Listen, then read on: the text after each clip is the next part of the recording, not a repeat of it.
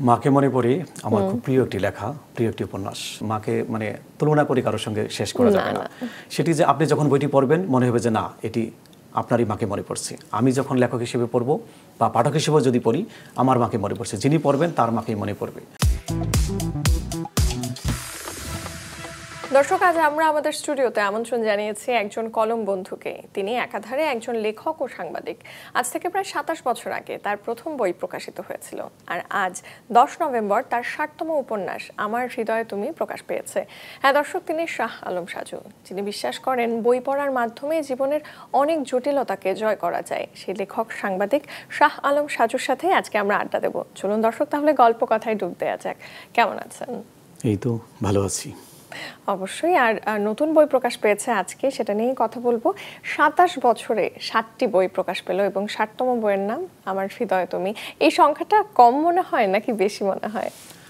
না, আমি আসলে সংখ্যা দিয়ে বিচার করি না। আমি এইভাবে দেখি যে আমি তো লিখতে চেয়েছি, লেখক হওয়ার জন্যই আমি সবসময় বলি যে সেই আমার যে গ্রাম কুতুবপুর, টাঙ্গাইল জেলার সখীপুর উপজেলার যে কুতুবপুর, বড়চনা, শ্রীপুর, যেখান থেকে আমি ঢাকায় এসেছিলাম। আমার মা আমাকে এই শহরে পাঠিয়েছিলেন যে আমাকে বিশ্ববিদ্যালয় থেকে ডিগ্রি নিতে হবে, কিন্তু আমার ভেতরে যে একটা স্বপ্ন ছিল যে আমাকে লিখতে হবে, লেখক হতে হবে। তো সেই লিখতে লিখতে লিখতে লিখতে শূন্য থেকে শুরু করেছিলাম। ১৯৯৮ সালের ডিসেম্বরে আমার প্রথম বই, তার নাম ছিল বৃষ্টি ভেজা ভালোবাসা। আর এই দীর্ঘ জার্নিতে এবার ১০ নভেম্বর প্রকাশ পেল আমার ৬০তম বই, আমার হৃদয়ে তুমি। আমার হৃদয়ে তুমি। এই বইটার দাম শুনেছি ৩০০ টাকা। একটু জানতে চাই, একজন পাঠক কেন ৩০০ টাকা খরচ করে এই উপন্যাসটি পড়বে? না, ৩০০ টাকা আপনার বইয়ের মূল্য, কিন্তু যারা বই কেনেন তারা জানেন যে একটা কমিশন থাকে বইয়ের ক্ষেত্রে। সেই ক্ষেত্রে এটা সম্ভবত ২২৫ টাকা পাঠকের জন্য। এটা বাংলাদেশের আসলে জন্য এটা কোনো বিষয় না, কারণ আমার অনেক বই আছে যেগুলা, যে বইগুলো ৫০০, ৬০০, ৫৫০, সেই বইগুলো মুদ্রণ শেষ হয়ে গেছে। অসংখ্য পাঠকের কাছে সেই বইগুলো গেছে।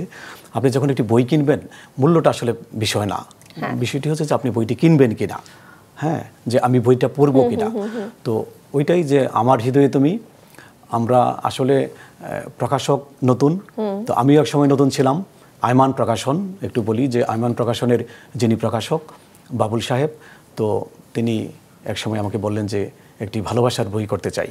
তো আমি তারপর দুজনে কথা বলে বাংলা বাজারে একটা আড্ডা হলো আমাদের ক্যাফে কর্নারে। সেই যে লেখা শুরু করলাম, লিখতে লিখতে লিখতে লিখতে তো আমাদের একটি টার্গেট ছিল ১০ নভেম্বর আমরা বইটি পাঠকের কাছে তুলে দেব। এটা নিয়ে একটু আলাপ করতে চাই, কারণ গতবার যখন আপনি আমাদের মাঝে এসেছিলেন তখন একদম বইমেলার সময় ছিল। বইমেলা ছাড়া এই যে অন্য একটা সাধারণ সময়ে, মানে এই যে নভেম্বর মাসে বইটা প্রকাশ করলেন, এর পেছনে কি কি ভাবনা কাজ করেছে আপনার? না, এটার মূল ভাবনা হচ্ছে যে আমি এইভাবে দেখি যে বই সারা বছর প্রকাশ হওয়া উচিত এবং হয়, কিন্তু মেলাকে কেন্দ্র করে, ২১শে বইমেলাকে কেন্দ্র করে, যেহেতু সারা বাংলাদেশ থেকে পাঠক আসেন, বিশ্বের বিভিন্ন দেশ থেকে যারা বাংলা ভাষার পাঠক আছেন তারাও আসেন এখানে, সেজন্য। আর এটি একটি ব্যবসায়িক তো, কারণ লগ্নি করছে প্রকাশক, কাজেই ২১শে বইমেলাকে ঘিরে অসংখ্য বই প্রকাশ হয়, কিন্তু এর বাইরেও যে বইগুলো প্রকাশ হয় সেটির প্রচারণা হয়তো কম হয়। তো আমার আসে কম আসে সেটি। তো আমার স্বপ্ন থাকে যে প্রতি বছরই মেলার আগেও আমার বই আসুক, পাঠকরা আমার বইটি পড়ুক। একটা জিনিস তো অ্যাড করতেই চাই যে আমার হৃদয়ে তুমি উপন্যাসটি কিন্তু বিভিন্ন অনলাইন প্ল্যাটফর্মেও অ্যাভেলেবল থাকবে নিশ্চয়ই। বেশ কিছু, আপনার রকমারি.com, প্রথমা.com, বইফেরি, এরকম বেশ কিছু অনলাইন প্ল্যাটফর্ম আছে যেখান থেকে বইটি ১০ তারিখ থেকে পাওয়া যাবে। তার আগে যেটা হচ্ছে ১০ তারিখের আগে এটি প্রি অর্ডার চলছিল, প্রি অর্ডার চলছিল, তো ১০ তারিখ থেকে পাঠকের কাছে চলে যাবে। দারুণ, এটি বুঝতে পেরেছি।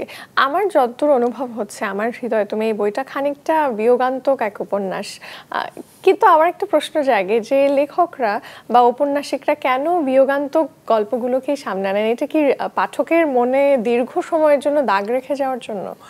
হতে পারে আপনার যে মন্তব্য, আবার আপনি যখন লিখবেন সেই ভাবনাটি তো আসলে আপনার মধ্যে আসে, তাই না? আমি মনে করি যেটি সৃষ্টিকর্তা প্রদত্ত, যে এই ভাবনাটা বা গল্প যেটি আমি লিখি, যে আল্লাহ প্রদত্ত, এটি গড গিফটেড, যে আমি চাইলেও পারবো না। আমি কোনটা পারবো?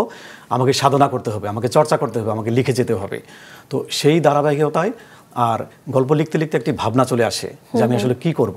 আমি একটুকু বলি যে আমি যখন ক্লাস 6-এ পড়ি, আমার সেই গ্রামের কুতুবপুর রৌশন উচ্চ বিদ্যালয়ে, সেই ক্লাস 6-এ পড়ার সময় গ্রাম দেশে আমার জন্ম, বেড়ে ওঠা, তখন আমি একটি বই পড়েছিলাম, সেই কিশোর বয়সে। বইটির নাম হচ্ছে জানি তুমি আসবে। লেখক হচ্ছেন এক সময়ের বিখ্যাত লেখিকা রোমেনা আপাস। তো ওনার সেই লেখা জানি তুমি আসবে শেষটায় নায়ক বা নায়িকা একজন মারা যায়। তো ওই যে ঘটনাটি আমার হৃদয়ে দাগ কেটে আছে, ছুঁয়ে গেছে। আরেকটি ছোট্ট গল্প বলি যে সেই সময় আমি আরেকটি বই পড়েছিলাম, বইটির নাম হচ্ছে দু ফোঁটা অশ্রু। আচ্ছা, লেখকের নাম মনে নাই, মানে খুবই রোমান্টিক, কিন্তু শেষে তাদের বিচ্ছেদটা। তো এটি হয়, আপনি যেটি বললেন যে বিয়োগান্তক যে ঘটনাটি সেটি পাঠকের মনে দাগ কেটে। তো আমি চেয়েছি যে হ্যাঁ একটি ভালোবাসার গল্প, কিন্তু শেষটায় তাদের আসলে সেই বিরহ, যে আমি বলি যে আমার হৃদয়ে তুমি একটি ভালোবাসার উপন্যাস, একই সঙ্গে বেদনার উপন্যাস, বিরহের উপন্যাস। নিশ্চয়ই স্পয়লার না দিয়ে কিছু কথা জানতেই চাই। যত জানি এই উপন্যাসে গরিব ঘরের নিলয়ের সাথে নীলার বিয়ে হয় না, একটা সময় নিলয় কঠিন অসুখে ভোগে। আপনার জীবনে কি এমন কিছু হয়েছে যে যাকে ভালোবাসতেন, ভালোবাসার মানুষের বিয়ে হয়ে গেছে? প্রতিটি মানুষের জীবনে আসলে কিছু না কিছু ঘটনা থাকে, আর আমি মনে করি যে প্রেমে পড়েনি এরকম মানুষ পাওয়া খুব কঠিন, খুবই কঠিন। তার সঙ্গে আপনার মিল হলো কি হলো না সেটি আসলে জীবনের ডায়েরিতে লেখা থাকে। হয়তো হয়েছে, হয়তো হয়নি। হ্যাঁ, এরকম ঘটনা আমাদের প্রত্যেকের জীবনের ঘটে থাকে। তো হয় মিলন, তা না হলে বিচ্ছেদ। থাকুক ওই গল্পটা জীবনের ডায়েরিতে থাকুক। নিশ্চয়ই। আর রাজশাহী বিভাগের বইমেলা তো সম্প্রতি শেষ হলো গত শনিবার, এবং শুনেছি সেখানেও 4টি প্রকাশনীতে আপনার বই জায়গা করে নিয়েছিল। হ্যাঁ, রাজশাহীতে কোন বইগুলো নিয়ে একটু দর্শকের মাঝে সাড়া পড়েছে বেশি? রাজশাহীতে যে মেলাটি শেষ হলো সেটি হচ্ছে আসলে বিভাগীয় বইমেলা। সারা বাংলাদেশ ব্যাপী বেশ কয়েক বছর ধরে হচ্ছে। রাজশাহীর পরে আমি যতটুকু জানি যে রংপুরে শুরু হবে বিভাগীয় বইমেলা, তারপরে শুরু হবে আপনার ময়মনসিংহ শহরে বিভাগীয় বইমেলা। এটি চলবে সারা বাংলাদেশ ব্যাপী 21-এর আগে। তো রাজশাহী বইমেলায় আমার বেশ কিছু প্রকাশনী ছিল, আমার লেখা বই তাদের কাছে ছিল। যেমন অনন্যাতে ছিল মাকে মনে পড়ে, এটি আমার খুব প্রিয় একটি বই, মাকে মনে পড়ে। ওখানে অনন্যায় ছিল 4 গোয়েন্দা, আমি কিছু সিরিজ করি, কিশোর পাঠকরা বেশ ভালোভাবে নিয়েছে, সেই সিরিজগুলি ছিল। এবং রাজশাহী থেকে অনন্যার যে প্রতিনিধি গেছিলো আমাকে বলেছে যে আপনার 4 গোয়েন্দা খুব ভালো বিক্রি হচ্ছে। তারপর অনিন্দ্য প্রকাশে আমার বেশ কিছু রোমান্টিক বই আছে। মাধবী নামে একটি উপন্যাস আছে, মেয়েদের গল্প, সেটি ছিল। বৃষ্টিময়ী নামে একটি রোমান্টিক বই ছিল।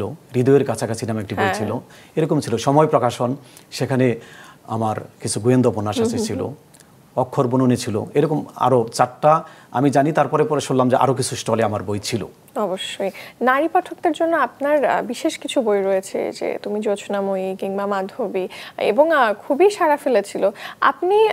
আপনি আসলে যখন বইটা লেখেন, আপনার কি মনে হয় নারী পাঠকদের মনস্তাত্ত্বিক জায়গাগুলো আপনি কতটা ধারণ করতে পেরেছেন? আমি চেষ্টা করি, কতটুকু ধারণ করতে পারি সেটি আসলে যিনি পড়বেন তিনি বুঝবেন। আমার 2018 সালে তুমি জ্যোৎস্নাময়ী নামে একটি বই প্রকাশ হয় পার্ল পাবলিকেশনস থেকে, এবং সেই বছরই বইটি দ্বিতীয় মুদ্রণ চলে আসছে। পাঠকরা বেশ ভালোভাবেই নেয়। আমি পরে ধীরে ধীরে সেটির রেজাল্ট পাই, যারা পরে আমাকে জানান যে আপনি তো একজন পুরুষ লেখক, তো মেয়েদের এই বিষয়গুলো কিভাবে উঠে আসলো। আমি তখন বলি যে আমি হয়তো জীবন থেকে দেখা মানুষকে দেখি, কাছের মানুষকে দেখি, বা পত্রিকায় পড়ি, বা মানুষের সংগ্রামের গল্পটা শুনি, বা সাকসেসের গল্পটা শুনি। এভাবেই আমাদের চারপাশের যে যাপিত জীবন, সেগুলো দেখে আসলে আমি জ্যোৎস্নাময়ী লিখেছিলাম। তারপরে মাধবী, সেই বইটিও মেয়েদের গল্প। তো যারা পড়েছেন তারা বলেছেন যে না, সম্প্রতি রাজশাহী বিশ্ববিদ্যালয় থেকে একজন জ্যোৎস্নাময়ীটা পড়ে আমাকে জানালেন যে না, আমাদের ভালো লেগেছে যে না, আমাদেরই জীবনের গল্প কিন্তু একজন পুরুষ লেখকের কাছ থেকে সেটা উঠে এসেছে। আপনি দেখবেন সমরেশ মজুমদারের বেশ কিছু বই ছিল নারীকেন্দ্রিক। আমি যদি বলি যে মাধবীলতা, সেই আপনার সাতকাহনের বিখ্যাত উপন্যাস, ভুল বললাম, যে দীপাবলি, সাতকাহনের নায়িকার নাম দীপাবলি, সেটি কিন্তু শুধু ওপার বাংলায় না, বাংলাদেশের বেশিরভাগ মেয়েরাই বইটি পড়েছে, আমরাও পড়েছি। তো আমি লিখি, চেষ্টা করি যে মেয়েদের জন্য কিছু আলাদা গল্প লিখতে। বুঝতে পেরেছি। এবার একটু অন্য প্রসঙ্গে আসতে চাই। অমর একুশে বইমেলা আমরা সবসময় বরং ছোটবেলা থেকে কিংবা তার আগের জেনারেশন থেকে দেখে এসেছি যে এটা ফেব্রুয়ারি মাসে হচ্ছে। এবার আমরা যেটা শুনছি বিশেষ কিছু কারণে এটা ডিসেম্বরে আয়োজিত হতে যাচ্ছে। এই প্রসঙ্গে আপনার কি মতামত? না, ডিসেম্বরে যেটি আপনি শুনেছেন যে অমর একুশে বইমেলা যে তারিখটি চূড়ান্ত হয়েছিল, সেটি আবার বাতিল করা হয়েছে, স্থগিত করা হয়েছে বইমেলা। বইমেলা কেউ কেউ বলছেন যে বাতিল না, বইমেলা স্থগিত করা হয়েছে, যে না ডিসেম্বরে হচ্ছে না। এখন সেটি নিয়ে আলোচনা হচ্ছে। কয়েকদিন আগেও প্রকাশকরা একটি সংবাদ সম্মেলন করেছেন, সেখানে আলোচনা করেছেন। তারা চাচ্ছেন যে ফেব্রুয়ারিতে বইমেলাটি হোক। এখন আমিও চাই যে মেলা হোক, কিন্তু আসলে যেহেতু সামনে ইলেকশন হওয়ার একটি জাতি অপেক্ষায় আছে, এখন আমরা আসলে জানি না যে মেলাটি কখন হবে, কিন্তু আমরা চাই যে এই মেলাটি সেটি ভাষার মাসে হোক বা তার আগে হোক বা তারপরে হোক, কিন্তু মেলাটি হোক। কারণ বইমেলার সঙ্গে অসংখ্য পাঠকের যেরকম প্রিয় বই কিনবো সেটি জড়িত আছে, তার চেয়েও যারা লগ্নি করেন বাংলা বাজারে, যারা কোটি কোটি লগ্নি করেন, আপনি ধরেন বইমেলায় 500-র উপরে স্টল হয়, প্যাভিলিয়ন হয়, হ্যাঁ, তো এই যে সারা বছর তাদের যে ব্যবসায় লগ্নি করেন, যদি মেলাটি না হয় তাহলে তাদের বিরাট ক্ষতি হয়ে যাবে। এই জন্যই বইমেলা হওয়া উচিত, কিন্তু সেটি আগামী ঝড় বৃষ্টির আগে, কারণ মার্চ এপ্রিলে ঝড় বৃষ্টি শুরু হয়ে যায়, কাজেই মেলাটি হোক। নিশ্চয়ই। আমি শুনেছি আগামী বই মেলায় আপনার লেখা গোয়েন্দা উপন্যাস গোয়েন্দা রানা আসতে চলেছে, এই উপন্যাস নিয়ে একটু শুনবো। হ্যাঁ, গোয়েন্দা রানা, যেহেতু আমি গোয়েন্দা কিছু গল্প লিখেছি, বেশ কিছু গল্প আছে, আর আমার হৃদয়ে তুমি এটি কিন্তু আপনার 21শে বইমেলায় পাওয়া যাবে স্টলে। আইমান প্রকাশন যারা করেছে আমার হৃদয়ে তুমি, এটি পাওয়া যাবে। তো এর পাশাপাশি গোয়েন্দা রানা এখন আমি লিখছি, এটি একেবারে গোয়েন্দা উপন্যাস, প্রায় শেষের দিকে প্রচ্ছদ করে ফেলেছে রিয়াজ চৌধুরী তুলি, এই বইটি আসবে। এছাড়া আমার যে 4 গোয়েন্দা সিরিজ, সেই গোয়েন্দা উপন্যাসটিও করার সম্ভাবনা আছে।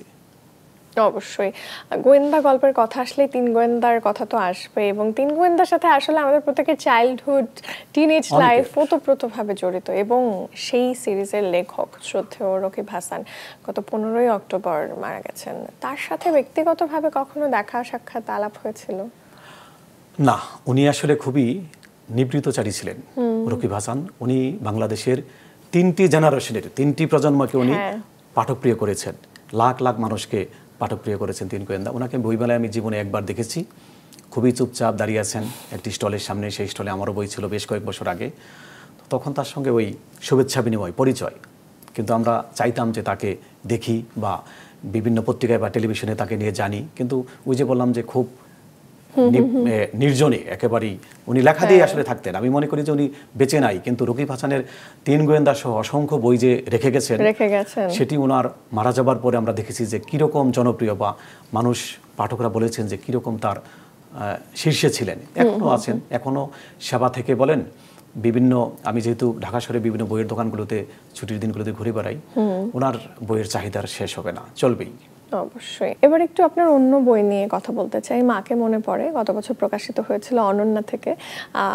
এই প্রসঙ্গে একটু জানতে চাই, আপনার মা শ্রদ্ধেয়া সায়রা বেগমের কোন কোন দিক বা কোন কোন মেমোরিজগুলো এই উপন্যাসের ভেতরে বন্দী রয়েছে?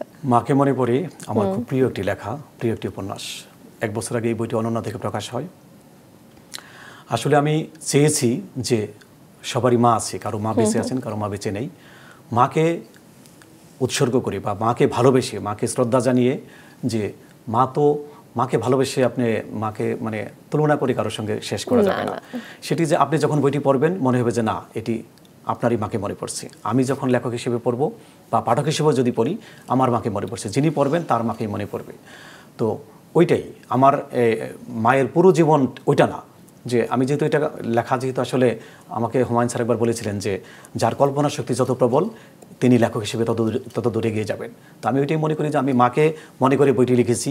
আমার মায়ের সঙ্গে আমার যে ছেলেবেলার কিছু ঘটনা বা বড় হওয়ার পরে কিছু ঘটনা সেটিও এসেছে, কিংবা চারপাশের যে আমরা যে যাপিত জীবনকে দেখি সেটিও এসেছে। মূলত হচ্ছে যে আমাদের যে মা, বাংলাদেশের আমাদের বাঙালিদের যে মা, সেই মাকে মনে করে আমি বইটি লিখেছি। আমাদের সকলের মায়ের জন্য এই বইটি লিখেছি, মাকে মনে করে।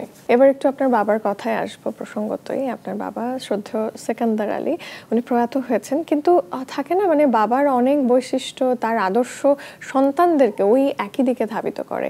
বাবার কোন আদর্শগুলো আপনি ধারণ করার চেষ্টা করেন? 2019 সালের 10 ডিসেম্বর আমার আব্বা প্রয়াত হয়েছেন। তো ওই যে আমি বারবার বলি যে আমি গ্রামের মানুষ, গ্রামে বেড়ে ওঠা। আব্বা ছিলেন গ্রামের একজন মানুষ, খুব সাধারণ একজন মানুষ, কিন্তু আমার কাছে তিনি অসাধারণ। কারণ আমার আব্বা এক জীবনে যা করে গেছেন আমি 10 জীবনেও তা করতে পারবো না। তো আমার খুব ইচ্ছা আছে আমার আব্বাকে নিয়ে একটি বই লেখার। ওইটাও হবে যে আমাদের সকলের বাবার জন্য, যে আমার আব্বা বাড়িতে এসে যে পাঞ্জাবিটা, যে বাড়ির উঠোনে যে পাঞ্জাবিটা যেখানে রাখতেন বা ঘরে রাখতেন, আমি কয়েক বছর আগে ধরেন 2 লাইন লিখে রেখেছি যে আব্বার যে পাঞ্জাবিটা, সেই পাঞ্জাবিটার পকেটে টাকা থাকতো, সেখান থেকে বা আমি নিচ্ছি বা আমি পাঞ্জাবিটা দেখছি, কিন্তু আমার বাবা তো নাই। তো এটাই যে আমাদের অনেকেরই বাবা নাই, তাদের প্রতি আমার শ্রদ্ধা, ভালোবাসা।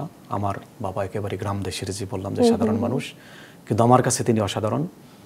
গ্রামের তার জন্য যেহেতু প্রয়াত হয়েছেন, তাকে প্রতিনিয়ত মিস করি। আমি যখন বাড়িতে যাই যে বাবার ঘরটির দিকে তাকালে যে ঘর আছে কিন্তু আব্বা নাই। হ্যাঁ, তো সবার যারা বাবা নাই তাদের জন্য শ্রদ্ধা। অবশ্যই। এবার একটু ছোটবেলার গল্পটা জানতে চাই। ইন্দারজানি গ্রাম কিংবা বড়চানা বাজারের সেই ছোট্ট সাজু কতটা দুরন্ত ছিলেন? অনেক অনেক দুরন্ত ছিলাম। আমাদের বাড়ির কাছে আসলে বড়চনা বাজারটি অনেক বড় বাজার, সেটি আমাদের সখীপুর উপজেলার সবচেয়ে ব্যবসায়িকভাবে বড় বাজার। আর ইন্দারজানি যে বাজারটি সেটি আমাদের বাড়ি থেকে 2 থেকে 3 কিলোমিটার, সেখানে নদী আছে। তো আমার আব্বার সঙ্গে ছোটবেলায় বাড়ির যারা রাখাল ছিলেন তারা যেতেন এবং আব্বা যেতেন সেই বাজার থেকে যে জিলাপি, এখনও আমি এলাকায় গেলে চেষ্টা করি, অনেক বছর পরে 1 বছর আগে গিয়েছিলাম, সেই বাজারের যে ইন্দারজানি বাজারের জিলাপি অনেকেই জানেন। বা সেই সময়ে আমার ছোটবেলায় তখন ইলিশ মাছ কিনতে গেলে ইন্দারজানি বাজারে যেতে হতো এবং ওখান থেকে আমরা নৌকা করে কালীহাতি যেতাম, যে কালীহাতির পরে হচ্ছে যমুনা নদী। তো সেইটা একটা স্মৃতি। আর বড়চনা হচ্ছে যে বড়চনা বাজারটা বললাম যে এত বড় বাজার যে খুব ছোটবেলায় দুরন্ত তো ছিলাম, যে যখন ছোট ছিলাম বাড়ির রাখালরা আমাকে বাজারের মিষ্টির যে রসগোল্লার দোকান, সেখানে প্রতি হাটের দিন বৃহস্পতিবার এবং সোমবার আমাদের হাটবার, তো রাখালরা এসে আমাকে রসগোল্লার দোকানে বসিয়ে দিয়ে চলে যেত, আবার খাওয়া শেষ হলে নিয়ে যেত বাড়িতে। তো সেই রসগোল্লা যারা বিক্রি করতেন তারা আর বেঁচে নাই, তাদের কথা আমার মনে পড়ে। বড়চনা বাজারে 2 জন খুবই সাধারণ মানুষ, যাদের সেলন যারা নরসুন্দর বলি, একজনের নাম রতন আর একজনের নাম নিশি, তাদের সঙ্গে কত গল্প হতো, তারা বেঁচে নাই। আরেকজন ছিল বলাইদা, বলাইদার সেলুনে আমরা চুল কাটতে যেতাম, সেই বলাইদা বেঁচে নাই। এরকম অসংখ্য মানুষ আমাদের বড়চনা বাজারের। ইদ্রিস কমান্ডার ছিল, একটু বলি যে বীর মুক্তিযোদ্ধা, আমাদের এলাকার সবচাইতে নামকরা মুক্তিযোদ্ধা, ওনার বাড়ি বড়চনা বাজারের মধ্যে, উনিও বেঁচে নাই। তো এই বাজারকে ঘিরে স্মৃতি শেষ নেই, আসলে বলে শেষ করা যাবে না। অবশ্যই। একবার বলেছিলেন আপনার স্বপ্ন সখীপুর উপজেলায় একটা সাহিত্যাগার করার, সেই স্বপ্ন কবে বাস্তবায়িত হবে? এটি আমি শুরু করে দিয়েছি। আমি আসলে সবসময় বলি যে দীর্ঘ প্রায় 10 বছর ধরে আমি আমার এলাকায় বই বিলিয়ে যাই। আমার যদি সেরকম সাধ্য থাকতো, আমি আমার উপজেলার প্রতিটি শিশুর হাতে, নতুন জেনারেশনের হাতে বই তুলে দিতাম। আমার খুব সাধ্য কম, স্বপ্ন অনেক, সেটা আমি করে যাচ্ছি। আর আমি সাহিত্য ক্লাব, সখীপুর সাহিত্য সংসদ, এটি আমি করেছি। সেটি ঢাকা থেকে মামুনুর রশিদ নাট্যজন, ওনাকে নিয়ে গেছিলাম আমাদের গ্রামে, বড়চনা কুতুবপুর কলেজ মাঠে নিয়ে উনিও উদ্বোধন করে দিয়ে আসছেন। এরপরে আমি ফজলুর রহমান বাবু ভাই অভিনেতা, ওনাকে নিয়ে গিয়ে প্রায় শতাধিক শিশুদের হাতে আমি বই তুলে দিয়েছি। এটি আমি যতদিন বেঁচে থাকব, আমার উদ্যোগে এই সারা উপজেলায় ধীরে ধীরে আমরা এটি বাইরেও যাব, কিন্তু আগে আমার নিজের এলাকা, সেখানে বই দিয়ে যাব পালন সরকারের মতো করে। নিশ্চয়ই নিশ্চয়ই, শুভকামনা থাকবে তার জন্য। তবে এবার অন্য প্রসঙ্গে আসতে চাই। আর মাত্র 2 দিন, অর্থাৎ আসছে 13ই নভেম্বর, প্রয়াত কথা সাহিত্যিক, ভীষণ প্রিয় হুমায়ুন আহমেদের জন্মদিন। উনি আসলে আমাদের কার না প্রিয়, উনি তো আমাদের অস্তিত্বের সাথে মিশে আছেন, আমাদের অহংকার। তিনি লেখক হিসেবে তার কোন কোন গুণগুলো বা কোন দিকগুলো আপনি রপ্ত করতে চেয়েছেন? আসলে কাউকে কোনো লেখককে অনুকরণ করা যায় না। হুমায়ুন আহমেদ আমার খুব প্রিয়, অসংখ্য লাখ লাখ পাঠক পাঠিকার প্রিয়। তো স্যারের সাথে আমার অনেক স্মৃতি আছে, সেগুলো আসলে শুধু 13ই নভেম্বর না, স্যারের জন্মদিন এলেই ফিল করি না। আমি যে কোনো সময় ধরেন, আমি নতুন করে পড়ছি এই সব দিন রাতটি, বিখ্যাত সারা জাগানো উপন্যাস এবং নাটক হয়েছিল। আমি কিছুদিন আগে শেষ করেছি অপেক্ষা, এটি আমার 3য়বার পড়া হলো। বাহ, তাহলে একটু জেনেই নিতে চাই যে স্যারের কোন লেখাগুলো আপনার সবসময় মোটামুটি মনে পড়ে বা বারবার পড়তে ইচ্ছে করে? বারবার পড়তে ইচ্ছে করে শঙ্খনীল কারাগারের একটি শেষে একটি চিঠি আছে। রাবেয়া একটি চিঠি লেখে তার ভাইকে, সেই চিঠিটা আমি যতবার পড়ি আমার হৃদয় ছুঁয়ে যায়, আমার হৃদয়ে দাগ কেটে যায়। যে আমার কখনো খারাপ লাগলে আমি যখন শঙ্খনীল কারাগার বইটি, ওই বইটিতে স্যারের অটোগ্রাফ দেওয়া আছে, তো সেটি আমি খুব যত্ন করে রেখে দিয়েছি। অনেক বই তো স্যারের পড়ি, কিন্তু যদি বলেন যে মানে বারবার পড়তে ইচ্ছা করে ওই চিঠিটা, শঙ্খনীল কারাগারের শেষ যেটা রাবেয়ার যে চিঠি, এই চিঠি পড়লে আমার আসলে মন ভালো হয়ে যায়। যে ওটা আসলে খুব সাধারণ মানুষদের নিয়ে লেখা, আমিও খুব সাধারণ একজন মানুষ। হ্যাঁ, আমাদের চারপাশে অনেক সাধারণ মানুষ আছে, এই তাদের নিয়ে লেখা, তো যে কারণে হুমায়ুন স্যার বেঁচে থাকবেন। অনেকেই সমালোচকরা বলতেন যে হুমায়ুন আহমেদ মারা যাওয়ার পরে তার লেখা থাকবে না, তারা আসলে না জেনে আমি মনে করি বলতেন। হুমায়ুন আহমেদ নেই দীর্ঘদিন, এখনও বইমেলায় প্রতিদিন যাই, সর্বোচ্চ বই বিক্রি হয় হুমায়ুন আহমেদের বই, কাজেই হুমায়ুন আহমেদের লেখা বেঁচে থাকবে। যতদিন বাংলাদেশ থাকবে। আমরা একটা ইন্টারেস্টিং জিনিস খেয়াল করেছি, আপনার লেখা 25তম বই তুমি জোছনাময়ী যখন আসে 2018 সালের কথা, এর পরবর্তীতে আপনার 50তম বইয়ের নাম মন জোছনা। আমার তো মনে হচ্ছে এটা মানে যেহেতু 2020 সালে এটা চলে এসছে, আপনার 75তম বই নিশ্চয়ই জ্যোৎস্না নিয়েই কিছু একটা হবে। ওটা কোইন্সিডেন্ট, এটা কি মানে খুব ঠান্ডা মাথায় ভেবে এটা করা নাকি মানে মিলে গেছে? না, আসলে মিলে যায়। আমি বইটি যখন লিখি নামটা নিয়ে আসলে অনেক বিড়ম্বনায় থাকি, অনেক টেনশনে থাকি যে নাম কি হবে। নাম একটি বিষয়, হ্যাঁ, সেটি সিনেমা হোক, নাটক হোক কিংবা উপন্যাস হোক। তো অনেক আমাকে বিড়ম্বনায় পড়তে হয় যে এই নামটি কি এটি হবে, হ্যাঁ, নাকি অন্যটি দিব। মিলে যায়। যেমন জ্যোৎস্না ঘর নামে আমার একটি বই আছে, সেটি বেশ কয়েক বছর আগে কোভিডের আগে এসেছিল। এটি আমাদের যে মধ্যবিত্ত, একেবারে নিম্ন মধ্যবিত্ত তাদের জীবনের গল্প ছিল। দেখি, আপনি যেহেতু বললেন 75তম বই, চেষ্টা করবো জ্যোৎস্না থাকবে আর কি, চেষ্টা করব। আর জ্যোৎস্না কে না ভালোবাসে বলুন। আপনার লেখা 50 এবং 60তম বই লেখার মাঝখানে গ্যাপ আমরা দেখছি মোটামুটি 5 বছর মতন। আপনার কাছে একটু জানতে চাই, লেখক হিসেবে আপনার আত্মতৃপ্তির জায়গাটা কতখানি হলো এখন পর্যন্ত? না, যিনি সৃষ্টিশীল মানুষ, আমি মনে করি তার তৃপ্তি যদি হয়ে যায় বা আকাঙ্ক্ষা যদি মিটে যায়, তাহলে সেই শিল্পটা মনে হয় চর্চা করা যাবে না। আমি প্রতিনিয়ত, আপনি দেখেন আমার হৃদয়ে তুমি, এই বইটি শেষ করার পরে আমার আরেকটি গল্প মাথায় চলে আসছে। যেহেতু আমি এখন গোয়েন্দা রানা লিখছি, কাজে আমি বড়দের ওখানে টাচ করব না, কিন্তু আমার ভাবনায় চলে আসছে যে একটি মেয়ের সঙ্গে ধরুন আমি তাকে চিনি কিংবা তাকে আমি পছন্দই করি, সেই মেয়েটি আমার ধরুন আমার জেলা শহর টাঙ্গাইল শহর থেকে সে চলে যাচ্ছে অনেক দূরের কোনো শহরে। এই গল্প শুরু হলো, এই যে মেয়েটা কোথায় যাবে, চলে যাবে, তার সঙ্গে আমার জীবনে আর দেখা হবে কি হবে না, এভাবে আসলে চলে আসে। হ্যাঁ, তো আমি মনে করি যে ওই লেখাটি কি আমাকে তৃপ্তি দেবে? না, আমি যতদিন বেঁচে থাকবো আমি মনে করি যে লেখাটি আমি লিখবো, আমার হৃদয়ে তুমি যখন লিখি, আমি মনে করছি যে এটি আমার কাছে সেরা একটি লেখা। কারণ আমার সন্তান যেরকম আমার কাছে প্রিয়, লেখাও প্রিয়। আবার যখন দ্বিতীয় বইয়ে গোয়েন্দা রানায় হাত দিব, মনে করবো ওটি আমার কাছে সেরা লেখা। অবশ্যই। সম্প্রতি আপনি একটা মন্তব্য করেছিলেন কিছুদিন আগেই যে টাকা আর সম্মাননা একসাথে হাঁটতে পারে না। কেউ টাকার মালিক হয়, কেউ সম্মানিত হন, কেউ সম্মান অর্জন করেন। আমি একটু জানতে চাই যে এই কথাটা মানে বিশেষ করে কোন কারণে বলেছিলেন? এটি আসলে দেখুন, পথ দুটি, টাকার পথ একটি, সম্মানের পথ একটি। আমার আব্বা, ওই যে বললাম যে বেঁচে নেই, আমি যখন স্কুলে পড়তাম, হাই স্কুলে, আমার ভাইয়েরা ব্যবসা করেন টাঙ্গাইলে। তো আমার আব্বা খুব চাইতেন আমি ব্যবসা করি, কিন্তু আমি চাইতাম আমি পড়াশোনা করবো, আর মা চাইতেন আমি পড়ি, কারণ ওই যে আমার ভেতরে একটি স্বপ্ন লিখবো।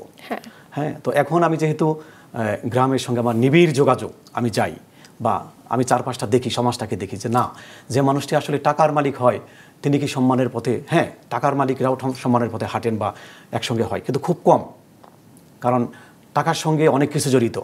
আর সম্মানটা দেখুন, একজন শিক্ষকের হয়তো অনেক টাকা নাই, কিন্তু একজন শিক্ষক যে সম্মানটা পাবেন, আপনি টাকা দিয়ে হবে না। একজন রবীন্দ্রনাথকে কি কোনো কিছু দিয়ে মূল্যায়ন করা যাবে? একজন হুমায়ুন আহমেদ, আপনি তাকে কি দিয়ে মূল্যায়ন করবেন? কবি কাজী নজরুল ইসলাম। কাজেই সম্মান আল্লাহ প্রদত্ত। এই টাকা ইচ্ছা করলেই রোজগার করা যায়, কিন্তু সম্মানটা আসলে আসে না। এই জন্যই আমি লিখেছি যে টাকা এবং সম্মান এক পথে হাঁটতে পারে না, পাশাপাশি চলতে পারে না। এবার একটু পরিবারের সবার কথা শুনতে চাই। আপনার স্ত্রী ফিরোজা কিংবা ছেলে স্বপ্নিল বা মেয়ে সারা বই পড়েন নিয়মিত? হ্যাঁ, আমার মেয়ে ক্লাস 4-এ পড়ে, তো ছোট, কিন্তু 1 বছর আগে আমার একটি থ্রিলার উপন্যাস আসে নিশি। সেটি আসলে ওর জন্য না, হাই স্কুল বা কলেজ বা ইউনিভার্সিটিতে একটু ভয়ঙ্কর টাইপের। সে বইটি গত বছর মেয়েটা ক্লাস 3-তে ছিল, সে পড়ে ফেলেছে। তো আমি খুব টেনশনে ছিলাম যে সে বলে এটা পড়বেই। তো এই যে তার যে আগ্রহটা, আমি বললাম তুমি আর একটু বড় হয়ে পড়বে, এমনি যা শিশুতোষ যে বইগুলো সেগুলো সে পড়ে। আপনার লেখা কোন বইগুলো এই 3 জন মানুষ ভীষণ পছন্দ করেন? না, আমার কিশোর যত উপন্যাস আছে আমার ছেলে সবগুলো পড়া, এবং আমার ছেলে এটি বলে যে তোমার আগের গোয়েন্দাগুলো সেগুলো বেশি ভালো ছিল। হ্যাঁ, এখন তার পড়াশোনার চাপটা বেশি, যখন পরীক্ষা শেষ হয় তখন সে পড়তে পারে। আর মেয়ে, তারও পড়াশোনারই থাকে, কিন্তু ফাঁকে ফাঁকে সে বাচ্চাদের, আমি নিজেই ধরেন অফিস থেকে এসে মেয়েকে বলি যে আসো এই গল্পের বইটা হয় তুমি পড়ো, না হলে তোমাকে পড়াই।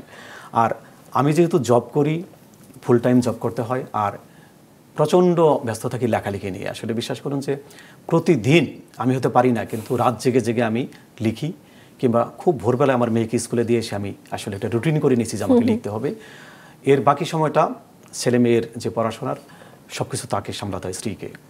সে ফাঁকে ফাঁকে চেষ্টা করে, কিন্তু তার যেহেতু যে সন্তানদেরকে মানুষ করতে হবে, তাকে সময়টা কম পায়।